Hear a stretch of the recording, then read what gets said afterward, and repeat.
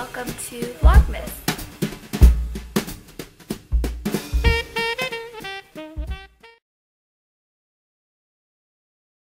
So obviously I got my hair redone because I was not a fan of the dark. Not that, you know, I wouldn't like a brunette color. It's just that I found that color of dark mixed with an ashy blonde just looked kind of mousy, and it didn't do anything for me. I feel like this brightens me up so much better. So what she did was she went back through my hair and she didn't touch the blonde that was already there, but she recolored. Here, I'm gonna turn this way so you can like see me a bit better. Ugh, that's better. She went through where there was dark and she just went over that with lightener, and she let it sit for half an hour, and then that's the color that it came out. So it lifted really well, probably because I was so blonde underneath, but I like it so much better. And I also told her that I'm actually not a fan of ashy toned blonde. I used to be, but now I'm just like, I don't like it. So she didn't put a toner on this at all. So if you want kind of, like, you can't really tell, but there is a little bit of like more of a, like its parts are white and then the other parts are more of like a golden-y kind of color. So, which you probably can't tell in the picture, but, or in the camera. But yeah, I like it a lot better without a toner. So I think that in the future, I'm just gonna tell her not to tone it, and it's still healthy and long and silky, and yeah, so I'm really happy with it. So a couple of things that I have to share with you guys.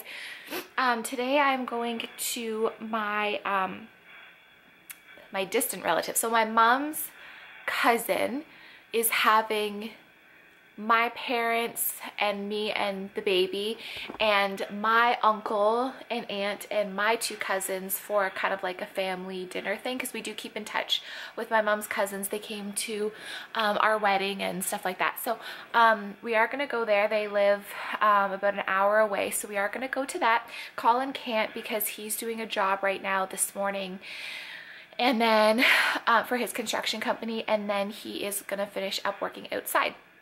So that's what's going on today. I won't be able to film it because it's private family thing, so I'm not going to do that. But one thing that I wanted to have to put my arm down because it's hard holding up the camera. One thing that I did change that, you know what, hold on, I'm gonna get comfortable and I'm gonna put you down, so that's better, just because I'm more comfortable now and I can like talk to you. So I'm gonna turn this off. So the one thing that I changed, and I feel like I made a huge mistake as a parent with this decision, like in the get-go, but a couple vlogs ago, you guys might have remembered that I bought Blake the Merlin Magic sleep suit. And at first, the first week, she was sleeping really well in it. Like, she slept 9 hours through the night. She was sleeping 2.5 hours at her nap time. Like, it was going really well. And then, hi Yuki, sorry, my dog, he's here, I'm just petting him. You good boy. And then she started to not sleep so well, and I was like, okay, this isn't actually like helping her whatsoever. So, and then kind of the last week or two, in the back of my mind, like kind of like a mommy instinct, I was thinking to myself, and I was like, I don't really think that it's so great that the Merlin Magic sleep suit keeps babies like this. Like, she can't turn, she can't roll, she can hardly get her, she can get her thumb in her mouth, but she can hardly get her thumb in her mouth to suck her thumb. And I just kind of thought to myself, I don't know if this is good, because would I want to be stuck like this all night, not able to move or change positions or anything like that? Yes, it was good because it was preventing her from rolling, which is why I was up so much like before I used it. But then I thought, well, that's kind of forcing her not to, and maybe that isn't good. Like, I want her to be able to sleep on her stomach if she wants, or sleep on her side. And I kind of was just thinking, I don't know if this is good. So I actually looked it up, and I found quite a bit of research on it that said that it's actually not good for babies. And the reason it's not good is because it does developmentally delay your baby because they are not able to roll. And there's also an argument of people saying, well, as long as you do tummy time during the day, then it's fine. But if you think about it, they spend most of the time sleeping, and if they can't move in their sleep or learn to sleep on their side or their stomach, then that makes sense to me that that would developmentally delay her. And they also said that if a baby's constantly on their back, then they could get flat head syndrome because they're not able to move. And then there was another issue of overheating and all this stuff. So I was like, you know what, this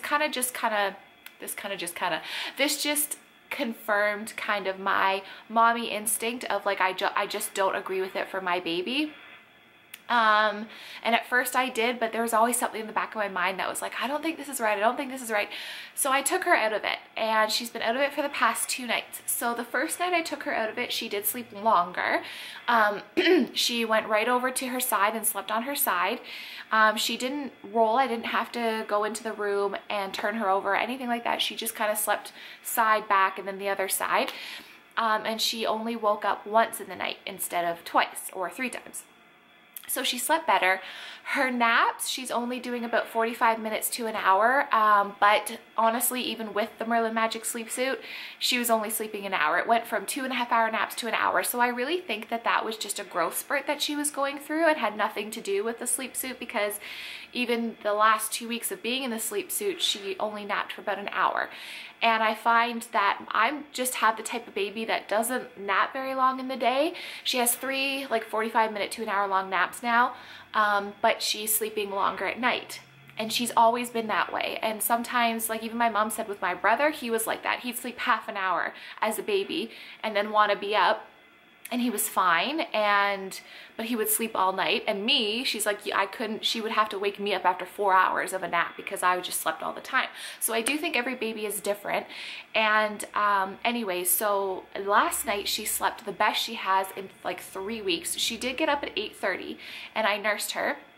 And then she fussed at 1 a.m.